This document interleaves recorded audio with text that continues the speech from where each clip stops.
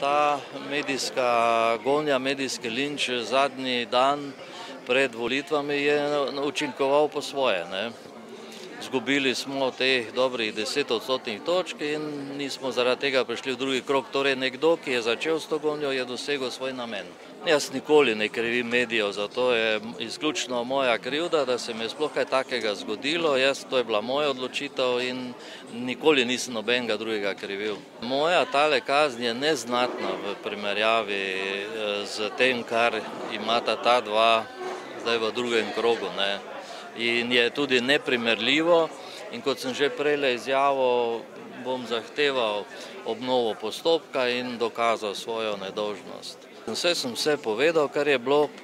Bilo je ogromno anonimk, tudi to, kar je bilo nazadnje predstavljeno, je bilo nezakonito pridobljeno in so bile kršene moje osnovne pravice. Torej tudi zakon o rehabilitaciji in vse ostalo je bilo kršeno.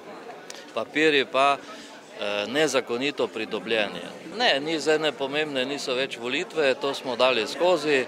Zdaj je pomembno to, da se mi zaradi prijateljev, družine in vsega tega, da se mi ne omaje moj ugled.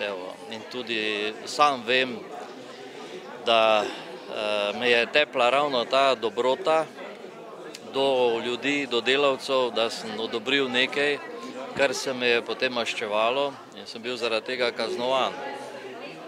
In to še na božični dan, zato ker so delavci prosili, da jim odobrimo denar, da so imeli denar za nakup božičnih daril in pa za božično večerjo. In to me je pokopalo. Tako da, kar se tega tiče, imam zelo čisto vest.